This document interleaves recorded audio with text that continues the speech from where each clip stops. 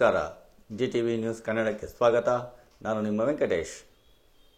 ಮಾಗಡಿ ತಾಲೂಕಿನಾದ್ಯಂತ ಸುರಿಯುತ್ತಿರುವ ಮಳೆಯಿಂದಾಗಿ ಪಣಕನಕಲ್ಲು ಗ್ರಾಮದಲ್ಲಿನ ಚೆಕ್ ಡ್ಯಾಂ ತುಂಬಿ ಹರಿಯುತ್ತಿದೆ.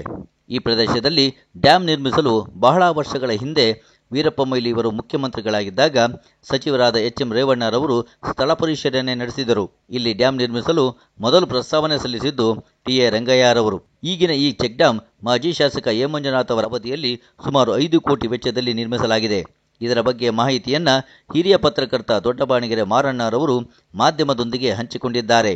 ಹಾಗೂ ಸ್ಥಳೀಯ ಪಣಕನಕಲ್ ನಾಗರಾಜರವರು ಕೂಡ ತಮ್ಮ ಅನಿಸಿಕೆಯನ್ನು ಮಾಧ್ಯಮದೊಂದಿಗೆ ಹಂಚಿಕೊಂಡಿದ್ದಾರೆ.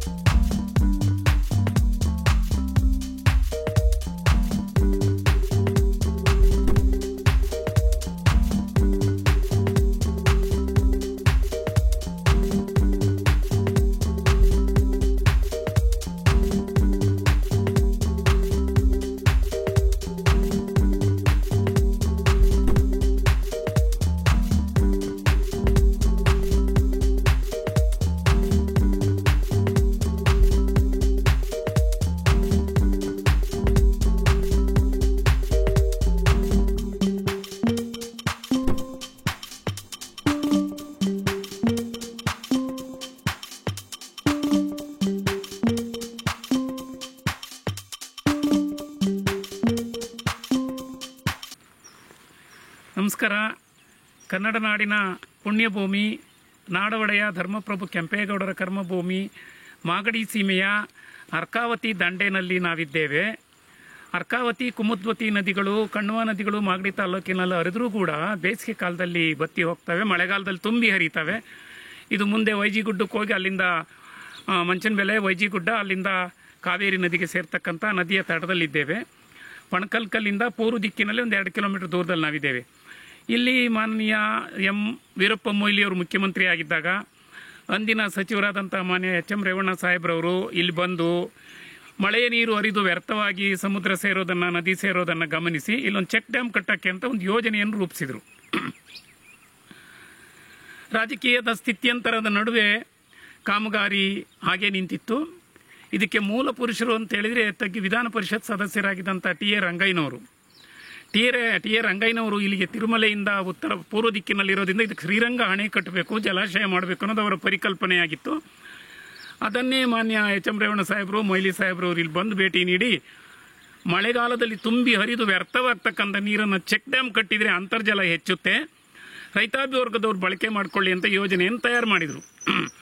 ರಾಜಕೀಯ ಸ್ಥಿತ್ಯಂತರದ ನಡುವೆ ಎ ಮಂಜೂರವರು ಶಾಸಕರಾದಾಗ 2022ರಲ್ಲಿ ಇಲ್ಲಿ ಚೆಕ್ ಡ್ಯಾಮನ್ನು ಸುಮಾರು ಕಾವೇರಿ ನೀರಾವರಿ ನಿಗಮದ ವತಿಯಿಂದ ಇಲ್ಲಿ ಚೆಕ್ ಡ್ಯಾಮನ್ನು ಕಟ್ಟೋದಕ್ಕೆ ಆರಂಭಿಸಿಕೊಂಡ್ರು. ಕಾಂತರಾಜು ಅಂತ AW ಅವರಿದ್ದರು. ಮತ್ತೆ ರಾಘವೇಂದ್ರ ಅನ್ನೋರು AE ಆಗಿದ್ದರು.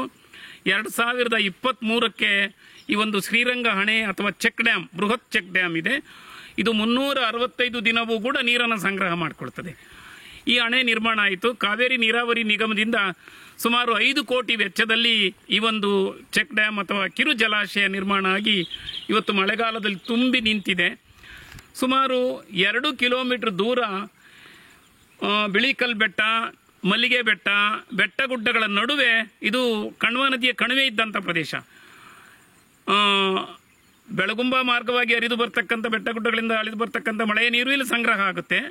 ಇದು ತುಂಬಿ ಮುಂದಕ್ಕೆ ಮಂಚನಬೆಲೆಗೆ ಹೋಗ್ತದೆ. ಮಂಚನಬೆಲೆಯಿಂದ ವೈಜಿಗುಡ್ಡದಿಂದ ಕಣ್ವ ಜಲಾಶಯದಿಂದ ಕಾವೇರಿಗೆ ಸೇರ್ಕೊಳ್ತಕ್ಕಂಥ ವ್ಯವಸ್ಥೆ ಇದೆ.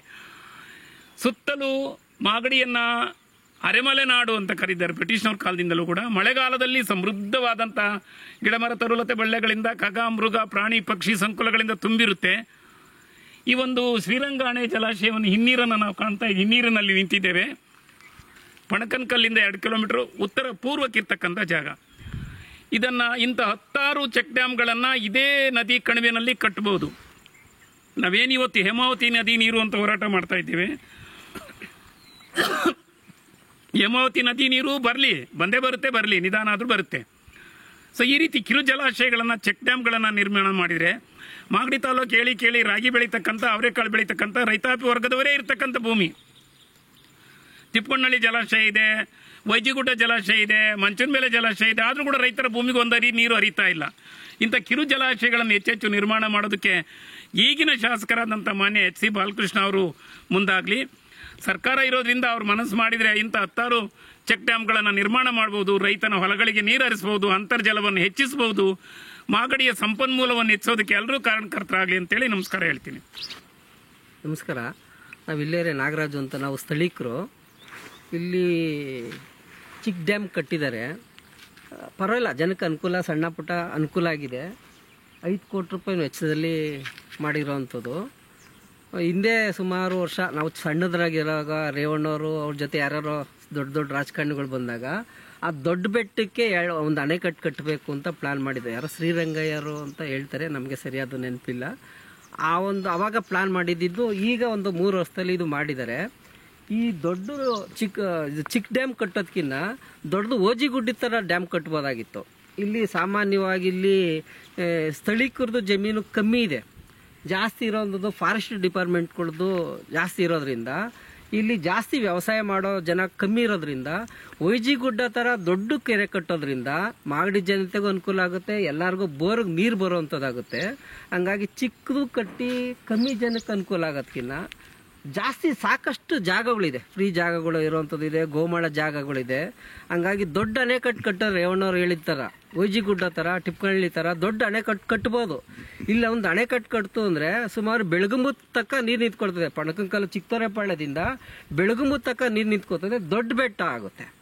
ಈ ಥರ ದೊಡ್ಡ ಬೆಟ್ಟದಲ್ಲಿ ಇದು ಒಂದು 100ರಿಂದ 200 ಅಡಿ ನೀರು ನಿಂತ್ಕೊಂಡ್ರೆ ಮಾಗಡಿ ತಾಲೂಕಿಗೆ ಸ್ವಲ್ಪ ಜಲ ಬರುವಂಥದ್ದು, ಬೋರ್ಗೆ ನೀರು ಬರುವಂಥದ್ದಾಗುತ್ತೆ. ಅಂಥದ್ದು ಚಿಕ್ಕದು ಕಟ್ಟೋದಕ್ಕಿಂತ ದೊಡ್ಡದು ಕಟ್ಟಿದ್ರೆ ಒಳ್ಳೆಯದು ಅಂತ ನಮ್ಮ ಅಭಿಪ್ರಾಯ.